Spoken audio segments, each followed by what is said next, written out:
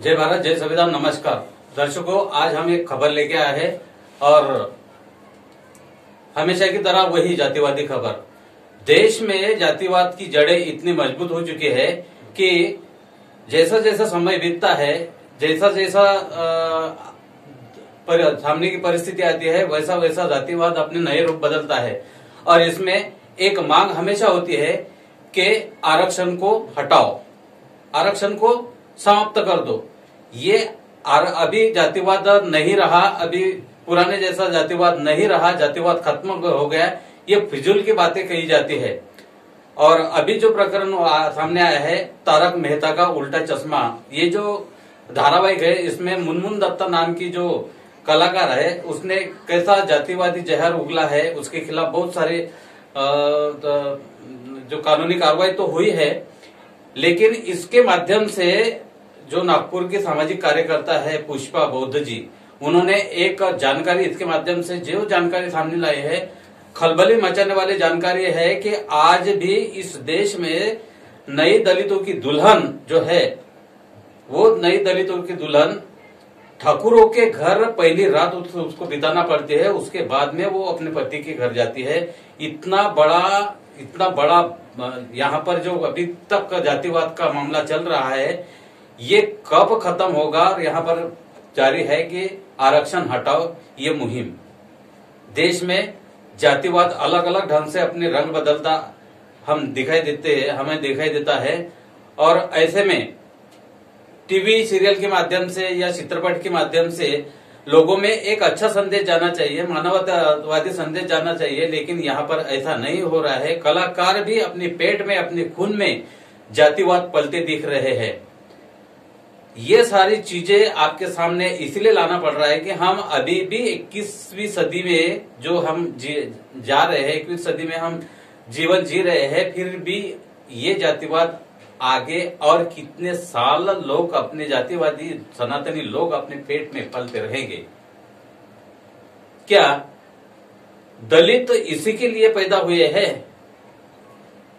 हमें बाकी जब जहां अभी बात महाराष्ट्र की अगर करें तो महाराष्ट्र में बहुत सारे प्रकरण ऐसे घटनाएं घटी है। कहीं बाबा साहब की रिंगटोन बजी तो कत्लेआम हुए हैं। अभी जो नांदेड़ में जो घटना घटी है कि 34 परिवार को बहिष्कृत कर रखा है। क्या तो सिर्फ बाबा साहब का जय जयकार किया। ऐसी बहुत सारी घटनाएं हैं। लेकिन एक सनसनीखेज जो मामला यहाँ पर पुष्पा जी बौद्ध ने सामने लाया है, देखिए क्या मामला है, उनकी ही जुबानी हम आपके सामने रख रहे हैं। बिकॉज मैं यूट्यूब में आने वाली हूँ, मैं अच्छा दिखना चाहती हूँ, भंगी की तरह नहीं दिखना चाहती हूँ। पहले के जमाने में छुआछूत था और इसलिए आरक्षण था, अभी नहीं है। कौन कहता है अभी छुआछूत नहीं है? आज भी देश के अंदर में छुआछूत है। मैं अन्य राज्यों में भी काम करती हूँ, जैसे कि मैं मध्य प्रदेश के होशंगाबाद में गई थी, तो वहाँ के लोगों ने बताया है होशंगाबाद से कुछ दूरी पर एक गांव है और वहाँ आज भी ठाकुर लोग, जो शेड्यूल कास्ट के लोगों की शादी होती है, तो शादी होने के बाद में पहली रात को जैसे दुल्हन लेके आते हैं तो पहली रात ठाकुरों के घर में जाती है वो। तब वहाँ दलित अपनी बीबी को अपनी कहलाएगा। इतना ही नहीं, उधर होशंगाबाद के एक गांव में दलित लोगों के यानी दलित लोगों को किसी पान टपरी पे, किसी चाय के टपरी पे चाय नहीं दिया जाता, तो उनकी अलग व्यवस्था उन्होंने अपनी बनाई है। इतना ही नहीं, मैंने जब भी बताई कि नांदेड़ में भी आज भी हमारे महाराष्ट्र के नांदेड़ डिस्ट्रिक्ट में 34 लोगों के घर को बहिष्कृत किया गया क्योंकि वो निचले जाति के हैं। आप उड़ीसा में जाके देखिए तो उड़ीसा में भी यानी एक सीमा रेखा ही तय कर दी गई है जो दलितों को बाहर रखने की, और आप कहते हो कि अभी नहीं है। कितनी सारे आपको हम यानी दस्तावेज दे सकते हैं, पुरावे दे सकते हैं। आज भी मंदिरों में उन लोगों को, दलितों को जाने नहीं दिया जाता। मैं तो दलित नहीं हूँ, मैं बौद्ध हूँ।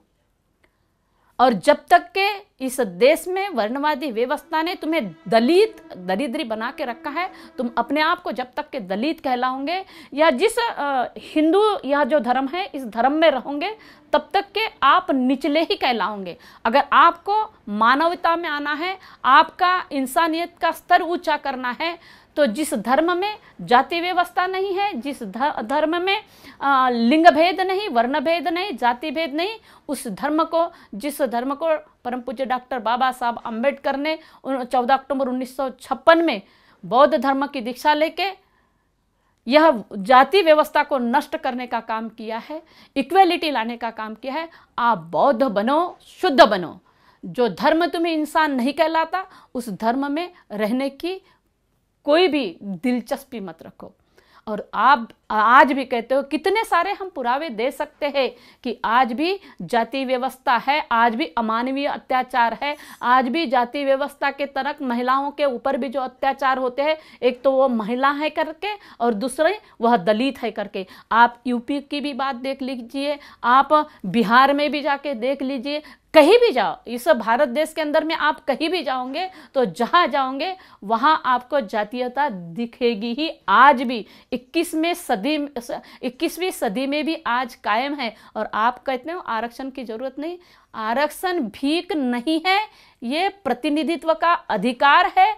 हमें जो जाति व्यवस्था के तहत जो मानवीय समाज आज भी दलदल में फंसा है, उसका दर्जा सुधारने के लिए, उसका दर्जा अच्छा बनाने के लिए यह एक व्यवस्था है जो भारतीय संविधान में बनाई गई है। और यह तब तक रहेगी जब तक इस देश से जाति व्यवस्था नष्ट नहीं होगी, जब तक के इंसान को इंसान के तरह देखा नहीं जाएगा, जब तक के उसको मानवीय दर्जा दिया नहीं जाएगा, तब तक के आरक्षण जारी रहेगा। इस देश की तो महिलाएं भी जो है वो भी प्रताड़ित रही है। इस देश की ऊंचे वर्ण की भी महिलाएं प्रताड़ित रही है, उनको भी शिक्षा का अधिकार नहीं था। तो आरक्षण यानी क्या है? तो आरक्षण यानी अधिकार है। पहले इस बात को समझ लीजिए। जब तक के हम अपने अंदर में यानी एक मानवता नहीं लाते, इंसानियत अपने अंदर में नहीं लाते, तब तक के ये ऐसा ही चलता रहेगा। और इसलिए यह देश जो है वो यानी इस देश में संत महामानवों की पैदाइश हुई है। ये इस देश की भूमि जो है बड़ी पवित्र भूमि है। यहाँ इंसान को इंसान के समान देखने वाले यहाँ के संत महापुरुष हुए हैं। तथागत सिद्धार्थ गौतम बुद्ध हो, चाहे जैन हो, महामुनि जैन हो, चाहे जितने भी संत और महापुरुष हुए हैं, उन्होंने इक्वालिटी की बात की है, समता की बात की है। सिर्फ ये बाहर से आए हुए लोगों ने ही इस देश में अपनी व्यवस्था चलाने के लिए या मनु का राज चलाने के लिए इन्होंने अनइक्वालिटी लाई। और आरक्षण ये इक्वालिटी की बात करता है। जब तक के देश में इक्वालिटी नहीं आएंगी, जब तक के देश में समतामूलक समाज नहीं बनेगा, जब तक के देश में वर्ण, वंश, लिंग यह भेदभाव खत्म नहीं होगा, तब तक के यह अधिकार चलता रहेगा। फिजूल की बातें करने से कुछ नहीं होता। तो पहले अपने अंदर में मानवता के बीजारोपण कर लो और सभी को एक इंसान के दृष्टि से देखना चालू करो। और इंसान को इंसान से जब तक के नहीं देखोगे, तब तक के ये अनइक्वालिटी रहेगी। और इस अनइक्वालिटी को ख़त्म करने के लिए ही, इक्वालिटी लाने के लिए ही यह अधिकार है।